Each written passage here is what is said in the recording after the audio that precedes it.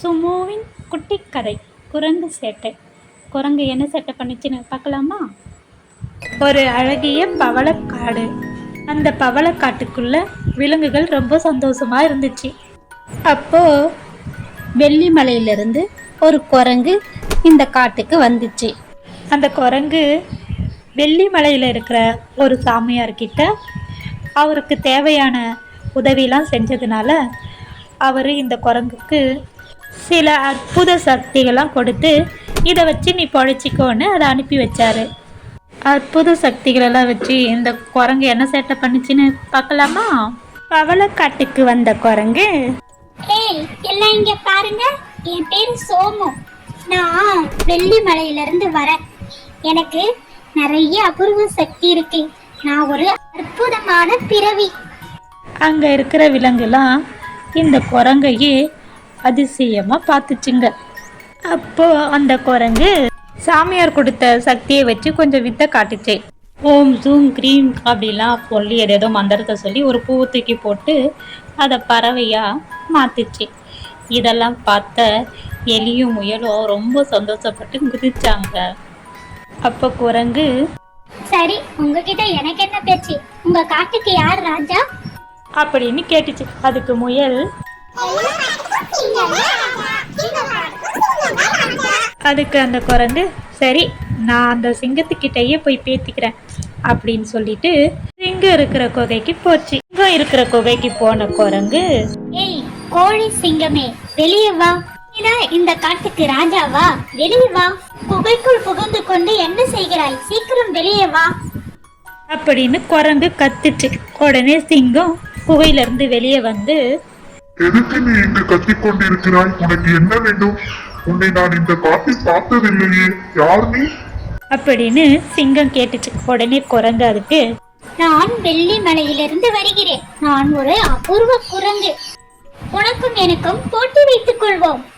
இதில் யார் ஜெயிக்கிறார்களோ அவர்கள் தான் ராஜா, சரியா? அப்படின்னு சிங்கத்துக்கிட்ட சொன்ன உடனே சிங்கம் கோபத்துல அதை கடிக்க வந்துச்சு. அப்போ அங்க வந்த நரி, அவசரப்படாதீர்கள் சிங்கராஜா, அந்த குரங்கை நான் பார்த்துக் கொள்கிறேன் அப்படின்னு சிங்கத்துக்கிட்ட சொல்லுச்சு. உடனே சிங்கம் அமைதியா நின்னுடுச்சு. அதுக்கப்புறம் நரி குரங்கு கிட்ட, நீ சொல்றத நாங்க ஒத்துக்கிறோம்.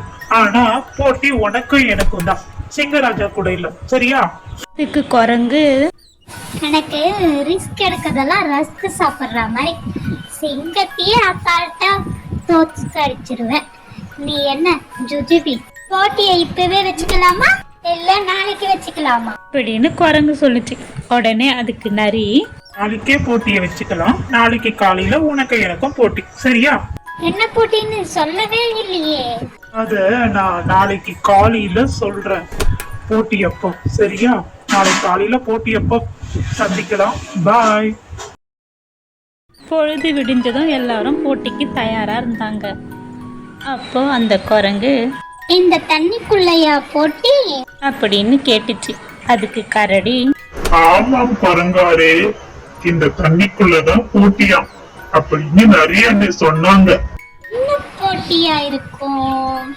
சரி, நம்மளால முடியாதா, நம்ம பாத்துக்கலாம் அப்படின்னு குரங்கு நினைச்சு அசால்ட்டா திமுறா இருந்துச்சு. அதுக்கப்புறம் நரியும் சிங்கமும் வந்துச்சுங்க. நரி குரங்கு கிட்ட, என்ன குரங்கு நண்பா, நீங்க போட்டிக்கு தயாரா? அப்படின்னு நரி குரங்கு கிட்ட கேக்குது. அதுக்கு குரங்கு, நான் தயாரா தான் இருக்கிறேன். முதல்ல போட்டி என்னன்னு சொல்லு அப்படின்னு கேட்டுச்சு. அதுக்கு நரி, குரங்கு நண்பா, போட்டிலாம் ஒன்னும் கஷ்டம் இல்ல. இந்த தண்ணிக்குள்ள யாரு உள்ள போகாம நடந்து வராங்களோ அவங்கதான் இந்த போட்டியில வெற்றி பெற்றதா அர்த்தம். இதுதான் போட்டி, சரிங்கயா? ஐயோ, இந்த வித்தைய நம்ம குருநாதர் நமக்கு சொல்லி தரவே இல்லையே. சரி சரி, பரவாயில்ல, சமாளிப்போம். முதல்ல இந்த நரிய நடக்க சொல்லுவோம். அப்புறம் அது நடந்துச்சுன்னா அப்புறம் பார்த்துக்கலாம். எப்படி இருந்தாலும் இது நடக்க போறது இல்ல. நரி நண்பரே, முதல்ல நீங்க நடந்து காட்டுங்க, அப்புறமா நான் நடந்து காட்டுறேன், சரியா? அப்படின்னு குரங்கு சொல்லுச்சு. அதுக்கு நரி, அப்படியா? சரி, நான் இப்பவே நடந்து காட்டுறேன். ஆனா ஒரு நிபந்தனை, நீ தோத்துட்டீனா எங்க சிங்கராஜா கிட்ட மன்னிப்பு கேட்டு இந்த காட்டை விட்டு போயிடணும். இதுக்கு உனக்கு விருப்பமா? அட ஓவரா பில்டப் கொடுக்காதப்பா. முதல்ல நீ நடந்து காட்டு, அப்புறம் நான் இந்த காட்டை விட்டே போறேன். உங்க சிங்கராஜா கிட்ட மன்னிப்பும் கேக்குறேன். சரியா? சீக்கிரம் நட. அப்படின்னு குரங்கு சொன்னதும் இந்த நரி இறங்கி நடக்க ஆரம்பிச்சுது. இந்த பக்கம் ஒரு முறையும் அந்த பக்கம் ஒரு முறையும் நடந்து காட்டுச்சு. அதுக்கப்புறம் என்ன குரங்கு நண்பா, நான் நடந்துட்டேன், இப்போ நீங்க நடக்கிறீங்களா? கொஞ்சம் ஓவரா தான் போயிட்டோமோ. இப்ப என்ன பண்றது?